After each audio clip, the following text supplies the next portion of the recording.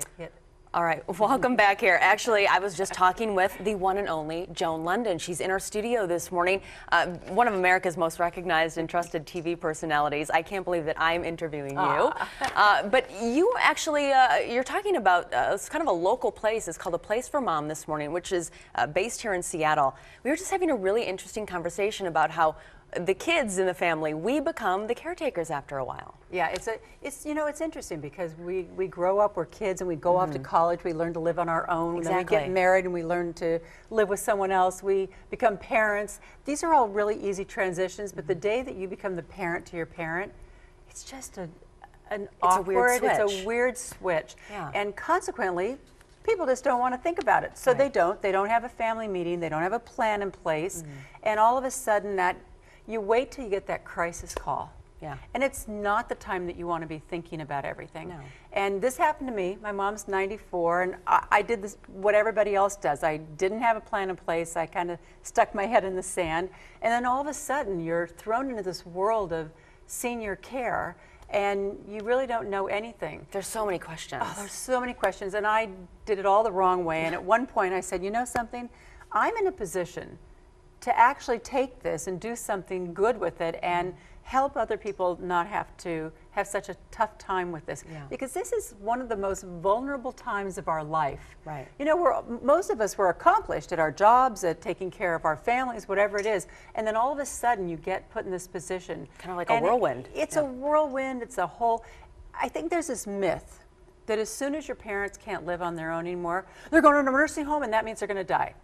That's just not the life we live today. The world we all live in, there are senior communities, senior residents, then there's assisted living.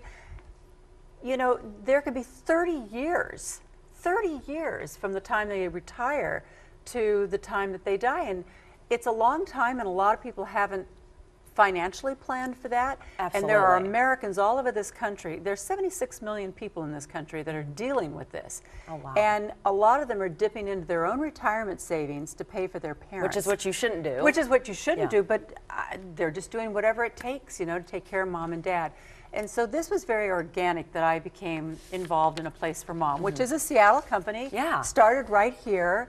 Now, of course, it's nationwide. It's the largest senior referral service in America. And that's why I involved myself with them, because they've been around for a long time. It was developed, had good roots right here in Seattle, and they represent so many senior communities all over the country. And I remember when I went to look for a place for my mom, I literally went to my hometown where she was, got in my car and started driving around. And at one point I thought, if I wanted to buy a house here, would I just get in my car and drive around and look? Yeah, what no, do you do? I would call a realtor. Right. So this kind of helps point you in the right direction. I didn't realize that there were senior advisors in every city in America.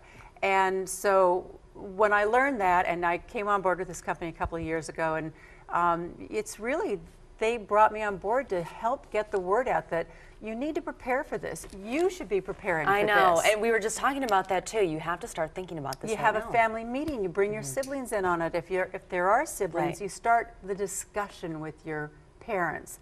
Not like, you know, gee, what am I going to have to do? Exactly. But if you start at how do you want to see your, you know, the last decades of your life? Yeah, how do you want to live? And how can I help facilitate that? And there's a lot of information that you need to glean, and there are documents that you need to have. And, you know, you need to have that durable power of attorney. Today, you don't know what tomorrow's going to bring. And what if all of a sudden you had to conduct all the business for your parents? If you don't have a durable power of attorney for medical and legal, if you don't have a HIPAA release. And those are things you don't even think about. That's right. Yeah. But we all need to think about this. You need to have an advanced health care directive in place. It's otherwise known as a living will. You might say, well, my parents have a will, and that's great for after they're gone as to who's going to get what. Right. But how about those 10, 20 years before they're gone, even the last few years when you don't want to make these decisions as to whether they have unnatural, you know, means taken to keep them alive? Those are decisions they should be able to make and have in place. There you go. And that document speaks for them when they can no longer speak for themselves. Yeah. And, you know, there's just so much you need to do to kind of have your ducks in a row and know that you'll be able to take this role over when the time comes. But are you ready? Most of us are not ready. Not exactly. An important It's just the conversation, truth. a tough conversation. Joan Lunden, thank you so much. More information on our website, of course. It is on our KOMOnews.com website. Joan, thank you so much. Oh, it's my pleasure. Thank you. Absolutely. All right, and we will be back with more here after this.